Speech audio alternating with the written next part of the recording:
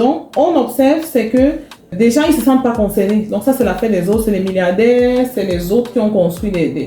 Pourtant, quand on regarde bien, les PME familiales moyennes, c'est-à-dire même un simple commerçant, c'est-à-dire un chef de famille qui a eu à créer une simple alimentation. Aujourd'hui, les enquêtes montrent que c'est cette alimentation-là qui nourrit toute la famille, qui paye la pension aux enfants, qui soigne tout le monde. Ok?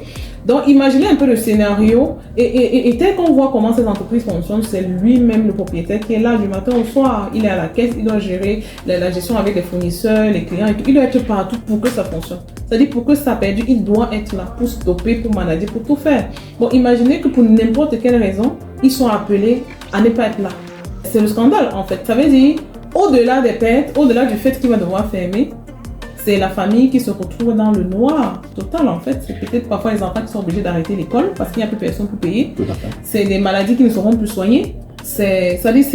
En fait, c'est l'avenir de la famille qui est tué en fait. Il n'y a plus d'avenir pour la famille. Donc, ce qu'on perd est tellement gros que on devrait le préserver. Et sans compter les employés, parce que les employés qu'on embauche, c'est des familles qu'on nourrit indirectement. Donc, imaginez le nombre de personnes qu'on renvoie dans la rue. Donc, ça veut dire qu'en gros, il doit juste prendre conscience que lui, qui gère une petite structure, comme ils appellent, parce qu'ils auront l'habitude de dire que non, moi, je n'ai qu'un petit truc, il a plus d'urgence à protéger et assurer son remplacement que celui qui est déjà milliardaire. Parce que celui qui est milliardaire, en général, c'est quelqu'un qui a beaucoup diversifié ses investissements. Donc, même s'il n'est pas là aujourd'hui, ça prendra beaucoup de temps pour que sa famille se retrouve affamée, contrairement à lui. Parce que lui, là, il fait un entrepreneur de subsistance. Dès qu'on vend, on consomme, en fait, à la maison.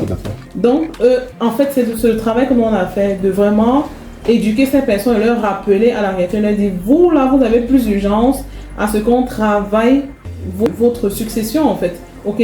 Donc, ça veut dire qu'aujourd'hui, dès qu'il crée son entreprise, il doit penser directement à qu'est-ce qui se passe si moi, qui est au four et au moulin, je ne peux plus.